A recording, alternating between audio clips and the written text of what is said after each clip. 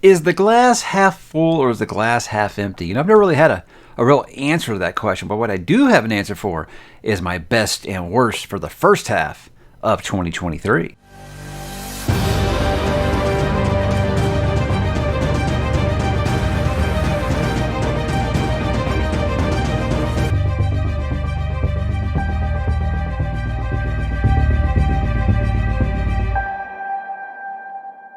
Hey, what's up, bookworms? We are officially at the halfway point of 2023, and I am here to kind of do my midway check-in, kind of halfway home, whatever you want to call it. We're 6 months into the year, and we're starting the last 6 months of the year. So I kind of like to go back at the halfway point, like most booktubers do. I'm not going to do the mid-year check-in tag like everyone else doing. I actually did like a written version of that. I did it on Twitter if you are on social media. But with this, so it's something that I do every single year. I'll talk about, my 10 favorite books that I've read so far. Maybe like 5, maybe misses, I guess you call them, or disappointments. Look at some of my most popular stuff. It's like a 6-month version of my monthly wrap-ups, I think. I kind of like to look at it like that. But I do, my top 10, my bottom 5, that kind of thing. Anyway, guys, without further ado, let's just jump right into it. Let's go ahead and talk about what I have read so far these 6 months of the year. I've read 40 novels and 5 novellas. Now, I know that that sounds like a lot, but I think you guys got to kind of understand that that's about 471 pages per book when you kind of go through all the pages here. 21,173 pages so far. Thank you to Storygraph for being able to provide these stats to me. The longest book so far, A Storm of Swords, George R. R. Martin. That's 973 pages, and I thought it was going to be Lonesome Dove. And my shortest book so far is The Churn, which is a Expanse novella by James S. A. Corey. That one clocked in at 64 pages, and that was a one-sitting read. So according to Goodreads, I am 7 books ahead of schedule. I had 75 planned for the year, and the reason I said like 471 pages per book, like, guys, you're doing the math here, that's like 6 books a month. Again, I've littered in a lot of these novellas and things like that. So I feel like that's not anything outrageous. I know people tell me that I read so fast, but I'm like, you're watching a lot of these mid-year check-ins that people are doing, and they're already past 75 books for the year. So when you're eyes only, I feel like this is about average if reading is your number one hobby like it is mine. So I don't feel like it's that unusual. But let's go ahead and move along to some of my most read authors up this point. Pierce Brown has 6. Doing the Red Rising reread. I was lucky enough to get the review copy of Lightbringer, so that's why I was able to say I have had done 6 Pierce Brown books so far. He is leading the charge. Robin Hobb, Ryan Cahill, and Rick Riordan clocking with 4 books apiece. I'm reading those Percy Jackson books with my oldest son. Mike Shackle has 3. I did the entire Last War trilogy. And then Blake Crouch, George R. R. Martin, Stephen King, and James S. A. Corey both have 2. So, not unexpected, but at the end of the year, it'll be Robin Hobb and James S. A. Corey as I do finish The Expanse and Realm of the Eldlings this year. So those will end up overtaking these other authors here. But that's where we're at this point so far. So, guys, what you're here for, right? The top 10 of the first half of 2023, right? Oh, I say up front, guys, these aren't ranked. I will save that for my end of the year video for when I do my ranking, my top 10 books of the year. This is just going to be the 10 that I have enjoyed the most so far. Also, guys, rereads do not count. So I've done the Red Rising rereads. I've done, Song of Ice and Fire rereads, Stephen King rereads. So those aren't going to count on this list. So if you're looking for them and thinking, oh, well, I know that A Storm of Swords is one of Mike's favorite books of all time, so it's going to be in here. That's why it's not here, because I like to give the new stuff a chance. So that's why you won't see any rereads here. Let's go ahead and kick it off with the first one, which is A Fool's Errand by Robin Hobb. That's book number 1 of Tawny Man. Now, I love Light Ship Traders, and I guess a lot of people told me, oh, well, you're going to love Tawny Man, I think, because, hey, you get to return to those characters that you loved in the first trilogy, right?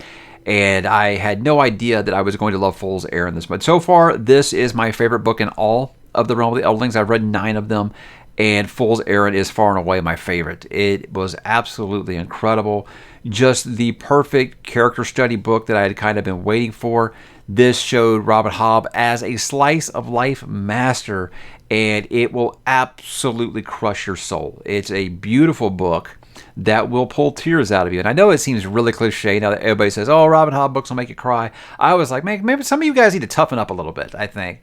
I got it after I read this book. So yeah, absolutely, just emotional powerhouse of a book, and it's easily going to finish in the top 10 for the year without a doubt. I don't see any way it would fall off this list, but as of right now, it's very, very high on there.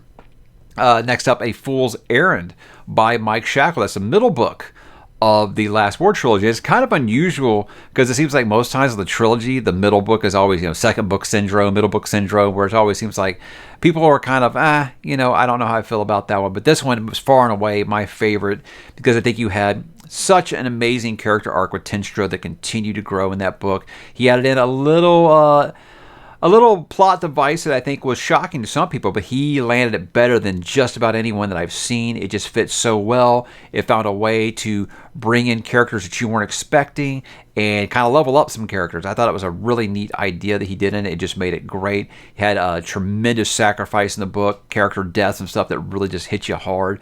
Last War trilogy is great, guys, and Fool's Hope is without a doubt my favorite in that series. Next up, The Outsiders by S.E. Hinton. Yes, it took me this long to read The Outsiders. Everyone told me that I would love it. I think I convinced Madison Goodyear to read To Kill a Mockingbird, and she said, well, I want you to read The Outsiders. That was kind of like our little exchange program there, and it worked out great. I read it in one day.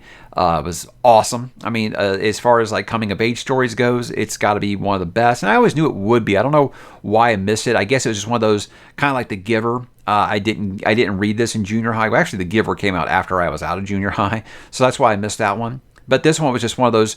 It was on the reading list. It was between this and To Kill a Mockingbird, and I ended up going with To Kill a Mockingbird instead of The Outsiders. That's why I missed it then. But yeah, awesome coming of age story. It's got some stuff that I think, like any book that you're going to be dealing with that's 60, 70 years old, you're going to start to be like, oh, well, some of that stuff is a little rough to read today. But you look at what some of those kids were going through during that time period, and that small Texas town. And it's a struggle, but, I feel like you can relate to those kids' struggles. And that's what makes coming of age the best subgenre in all of fiction for me.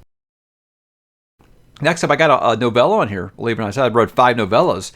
And the cool thing about Ryan Cahill's series is he writes these novellas between his bigger books, and they don't feel like, I can skip them. It feels like, wow, these give me a lot of context of things I want to know about. I've got The Exile here by Ryan Cahill, and because what this was in book 2, he added in a character, Dana Tiris, that I really liked. I really felt like this almost felt like a Malazan character kind of fitting into The Bound of the Broken. I really loved this whole storyline that was going on. It felt kind of detached from everything else, but I really, really loved it. I want to know more. Well, that's what The Exile is. You find out how this character got their named Exile. You find out a lot more about them, and there's a team up in it that's just so good that it was a team up that I didn't know that I needed until I read it. So it sounds weird to say The Exile is the best book I've read out of The Bound of the Broken so far, but it really was. And I'm by blade and by blood, I am House of Tiris all the way now. That's my favorite character in the series. I'm excited to see more of them. Man, I ripped right through that. It was so damn good. And Ryan Cahill is becoming one of my favorites at writing action. It's just amazing. His character work has just gotten better and better as this series has gone along, and I can't wait to start Of War and Ruin here very, very soon. Next up, Run by Blake Crouch. This one really surprised me because I thought going backwards reading Blake Crouch's bibliography, because I just can't get enough. Every one I read, I'm like, oh, it's great. I'm going to keep going backwards. I expected to be like, okay, well, I'm doing it the wrong direction, because most authors do get better as they go along. And this one was like, I think that this might be the fastest paced book that he's wrote yet. Now, this guy is right up there with Michael Crichton being like the master of the thriller. I mean, he really is just so good at it. And Run is just one of those I love, not necessarily a post-apocalyptic story, but a story when society is in the middle of the fall. I love that kind of story. And he gives so much tension to the story. And what I would love about Blake Crouch's books is he keeps family at the forefront of it. You have this married couple that is struggling with their marriage. And this is something that bad things happen, this family pulls together and it brings them closer. And it's touching in that regard.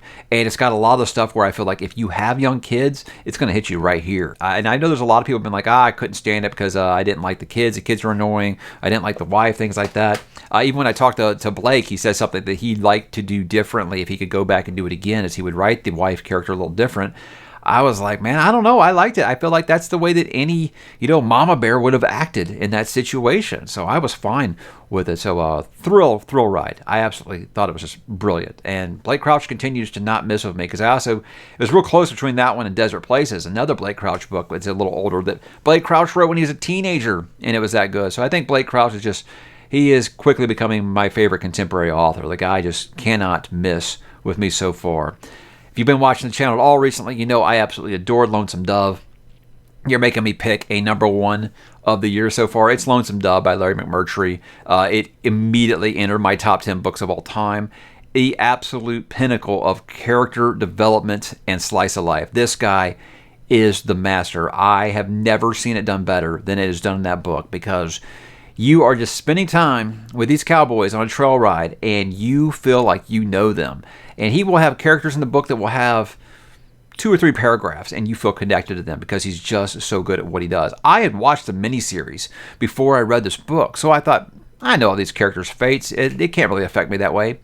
I cried like 4 times reading the book. It's just done that well. The guy is incredible. Emotional roller coaster. It's bleak, it's hopeless, but it has great moments where I feel like you're going to be celebrating with our heroes and stuff. But it's just a true story of American westward expansion, where the biggest achievement was staying alive, and I think he really does capture that so well. I've heard a lot of people say that Larry McMurtry didn't like the book, or he didn't like the reception for the book, because he felt like people were looking at it as like romanticizing the old West. I never got that at all. To me, it was very much, this is not easy living, and bad things happen, and bad things do happen in that book. But it's an absolutely wondrous journey, and I haven't stopped thinking about it since I finished it. Spectacular book. It's easy to see why it has the legacy that it does. I'm almost embarrassed it took me this long to read it now. That's how good it was. Next up, I got Never Die by Rob J. Hayes, another self-pub on here. So 2 self-pub authors on here. And Rob J. Hayes' Never Die was great. I said what I kind of compared this to was like a reverse Suicide Squad. And you'll have to read it to kind of understand what that is. But he has these really, really unique characters that you will find yourself rooting for different reasons. And he has a hell of a twist of an ending, whereas like each of these books are standalone, but they all take place in the same world. So I think you will see like some crossover, or at least some mentions of some of these characters at another time. But that's just an absolute just thrill ride. I think that you're going to just be turning the pages nonstop. You're really going to like the characters, and you're going to be interested in where is he going with this. And when he gets there, you'll be like, okay, I didn't see that one coming. But yeah, again, some of the most memorable characters that I have read this year, and I hope to revisit that world again soon. What is this, number 8? Yeah, 8. The Will of the Many. James Islington, a book that I was very, very positive on, and a lot of people thought that I didn't like it. Again, you go to that video and understand what happened there. But with that one, it's just I was going to read anything that Mr. Islington put out after Lycanius, because I really did love it. Will the Many had a lot of things where I felt like he was taking a lot of chances, and I appreciate that, because I felt like he might have got a little safe sometimes in Lycanius, whereas this, I felt like he does take some chances, and I like what he did.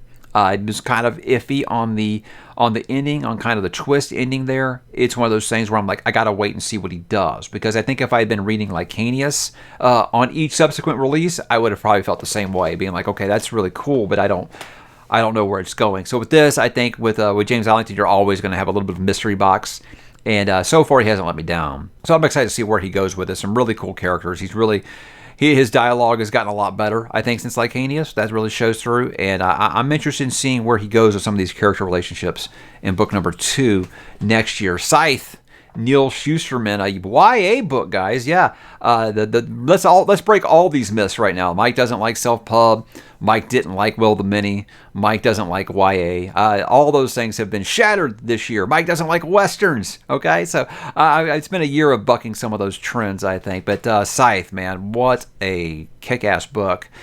The things I don't like about YA, guys, the love triangles, insta-love, Gary Stu, girl boss, doesn't have any of that. It has teenage protagonists in a utopian, dystopian society, and it's very much kind of feeds off of like what Lois Lowry presented in The Giver. I think that he uses a lot of those same ideas, but the thought process is that, about 20 years from now, we actually solve death.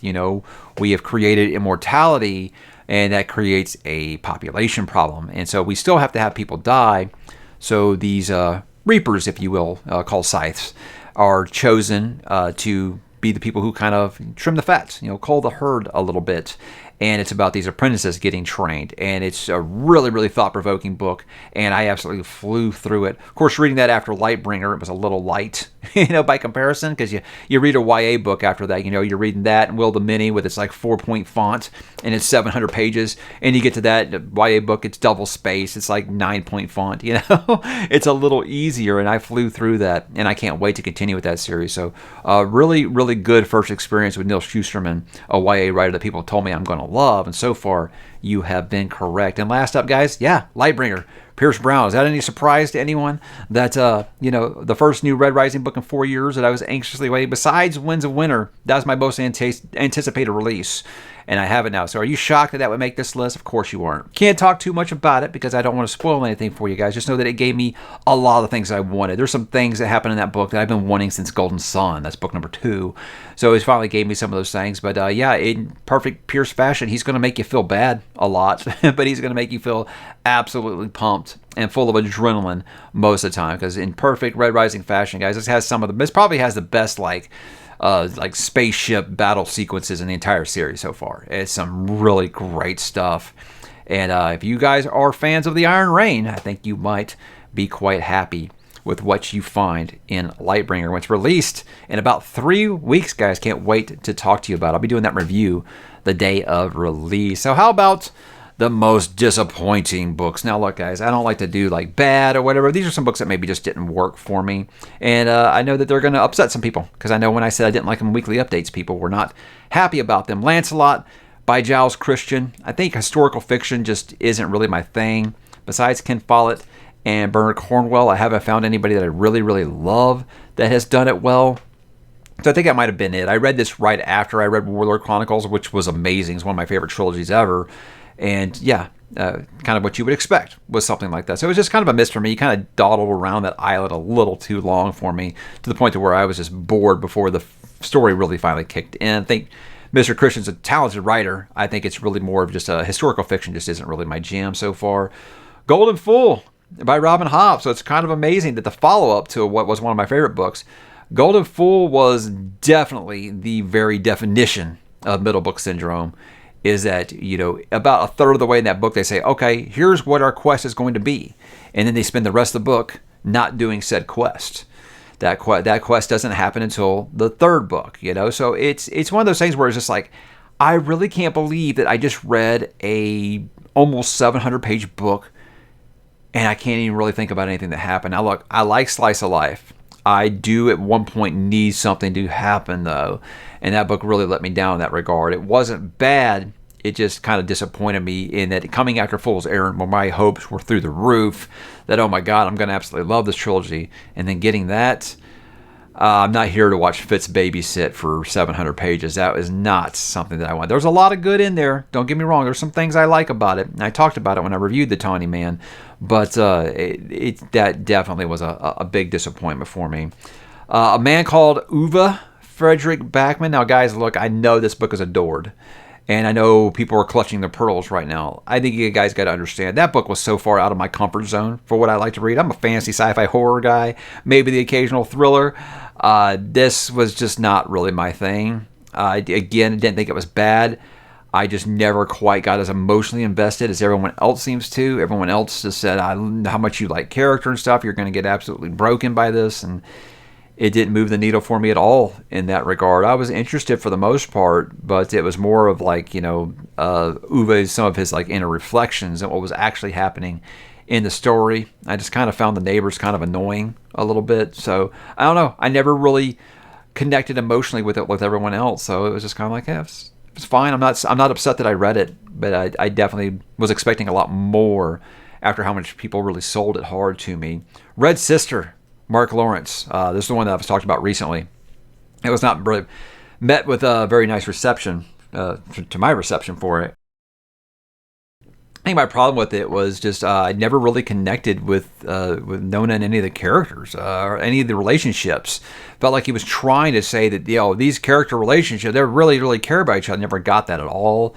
I think it's just something about Mark Lawrence's writing style. I think he's a talented writer, again, but I just don't think his style is for me or something, because this is 4 books now I read from Mark Lawrence, and it's just not clicking for me. It should. Everything on paper says that this should work. It's incredibly frustrating, because he seems like an author that I should absolutely vibe with, but there's just something about it that isn't working for me. And people said, I'm stunned by how much you love characters. I never really thought that the character development was that amazing in the book. Besides Nona, like I said, Abbas Glass was probably my favorite character in the book, and I don't even know if that's really what you were supposed to think. The authority figure was supposed to be like your favorite. I don't know. But I said I'm not going to continue with that, because I'm just not really enjoying myself. And yeah, it's very disappointing to me in the regard of this. That's an author that should be clicking for me. I don't know why it's not. And lastly, The Witcher: Time of Contempt, Andrzej Sapkowski. I don't like the direction of The Witcher's going. It seems like each book is kind of having that demon cycle thing, where each book is just feeling like lesser than the previous book. And I just don't like how much this series is getting away from Geralt fighting monsters. Where I felt like the last book was all about Ciri and Yennefer, I feel like this one is all about Yennefer and forcing Geralt to go to court. And that's just not interesting to me. So I feel like your series, The Witcher, is getting more and more away from The Witcher and away from the things that Witchers do. And it's not interesting to me. And I know that some people blame the translation. Maybe that is a thing. But The Witcher is like one of those series I want to love. I do want to love it. I think Geralt's a great character. I like Yennefer. I like Ciri. I like all these characters. I love Dandelion. But it's just I don't know. I'm just not vibing with something in it. And Time of Contempt was just another one. I shelved that book for almost 2 years because it started so slow. And then I finished it. And I was excited to get back to it. And then I felt like I was forcing myself to finish it. So I don't know if I'm going to continue with The Witcher. It's really weird, because I just bought that really beautiful hardcover, upgraded to that really beautiful hardcover set. But Witcher's just, it's going, the trend line is going in the wrong direction. And it's kind of a bummer to me. How about some channel growth, guys? Real quick, 9,600 new subscribers. That's down 700 from the same time period of 2022. However, 2.4 million views is up 500,000 from the same time period last year, and 509,000 hours watched. That's up 205,000 from last year. Now, look, guys, as a content creator, here's what I want to tell you. Those are the numbers you want to see go up. Look, subscriber count's flashy. It's sexy. It makes you feel good. It's really easy for people to give your channel a try if they see you've got a butt ton of subscribers. But as a creator, behind the scenes, what you want to see going up is your views, your total watch time, your engagement. That's what you want to see go up. And those things, the arrows are green. So I'm happy. I'm happy with that. I do wish that I felt more comfortable about saying, hey, I'm going to hit 100,000 this year. But you never know with what's going on with the subscriber thing. I think they're just purging bots, and I don't pretend 95,000 of you that there aren't some bots out there or accounts that just aren't active anymore. I get that, but again, I'm happy with what I'm seeing in the right places. How about some most popular content? I didn't count how many videos I've done so far this year because there was a lot of them. I do like 4 or 5 a week, guys. But my most popular videos, top 5, Talk About Nothing with Murphy Napier. Obviously, she's the first lady of BookTube. So, of course, having her as a guest on my channel was going to be huge. That's 79,000 views. Awesome conversation. That was a bucket list item for me to be able to have someone on Talk About Nothing with a bigger channel than mine, so I could really pick her brain about it. And what I love about Murphy is, like, we don't agree on a ton when it comes to books, and we still had a great 2+ hour conversation, because that's just the type of people that we are. It's truly a delight getting to talk to and learn from her. And we talked for a while after we got off the call, and there's plenty of things that she has showed me, and I'm very, very grateful for her. Top 10 books of all time. This is kind of amazing. It's up this far. 70,000 views because it only came out like 2 weeks ago. Now, obviously, I'm not going to pretend that I didn't know a video like that was going to do well. That's one that I've been getting asked for years. And finally just got up the courage to finally do it. Love the feedback that I'm getting. Sure, you get a lot of people, I can't believe you have this author on here, or I can't believe you didn't have this or that. Man, when you're talking about top 10, you're talking about best. I'm the best. I think the biggest criticism I got is like, these are all super popular books. I mean, they're popular for a reason. You know, I'm not like indie record store guy that I've got, too many people listen to that, I can't listen to that. I'm not that guy. If a book's really popular and a lot of people recommend it to me, I'm going to read it. And usually, most of the time, it's books that are popular for a reason. So I never really have considered that detriment to anything. 15 best books I've read since starting this channel. That's at 55,000 views. And that was something I got to bring up. I was wrong because last year I did a video, the 15 worst books I've read since I started this channel. And I said that people love the negative way more than they love the positive. So I said doing the opposite version of that, the 15 best books, wouldn't get as many views as that other one. Well, it's had 3 months less time and it has equal amount of views. 55,000 is exactly what the other one has so far. So I was wrong, guys. You do like a little optimism, and I'm happy for it. And that's just, again, it's pretty much self-explanatory. Since I started the channel, those are the 15 books I have enjoyed the most. And that would be different if I did that now. That's what's so fun about running a booktube channel. Number 4, I got another Talk About Nothing on here. This one's with my partner in crime, Madison Goodyear. 41,000 views. That one was dormant for quite a while, and then it just kind of blew up out of nowhere. But I hope it did put a lot more eyes on Madison's channel. She's got a great channel, guys. I hope you will check it out. So yeah, we're friends in real life. So us doing a Talk About Nothing was like no big deal. And that's why I think that that video was so fun, because we're just talking like we usually talk. And yeah, awesome person. Great booktuber. Subscribe to her channel. Top 10 book trilogies. 39,000 views. That's a video I didn't even know I was going to make. It was one of those like, is that something that you guys want to see? And apparently so. 39,000 of them. So how about some goals for the second half of the year? I think obviously the big ones, get to 100,000 subscribers, just to get that nice silver play button. That would be fun. Feel like a nice achievement for myself. Finish up Realm of the Elderlings and The Expanse. That is my last 2 really long series that I'm finishing up before I really can clear the decks and start being a little more mood reader that I want to be in 2024. Continue to collaborate with other creators. That's something that I've really enjoyed doing this year. I've had more Talk About Nothings, more Saturday Night Nights, more spoiler talks and stuff. I love collaborating with other creators because there's so many wonderful ones out there on BookTube. And just continue this great opportunity I've had to speak with major published authors. I got to talk to Pierce Brown this year. That's so cool. That's something I never thought that I would get to do. So that just having that opportunity that I can ask an author to come on the channel now, and they're saying yes more often than just ghosting me or saying no flat out. It's something that I really enjoy, and I'm glad I'm getting that opportunity. I'm going to be talking to James Islington here pretty soon. But really, guys, just keep this a super positive community. Make sure it continues to feel welcoming to everybody. That's always the goal I've had with this channel. I want to feel like I'm talking, to you, not at you. That's something I've always wanted to make this kind of feel like the vibe. If you're with a pal at the coffee house, at the bar, getting a beer, getting a coffee, talking about books, that's kind of always the approach I've wanted to go here. And a lot of people have been very, very grateful to find a positive community over on the Discord. So maybe you guys will hop on there and join us and talk about these things. But that's the first half of the year. A little longer video when you talk about 15 different books. I think that's going to happen.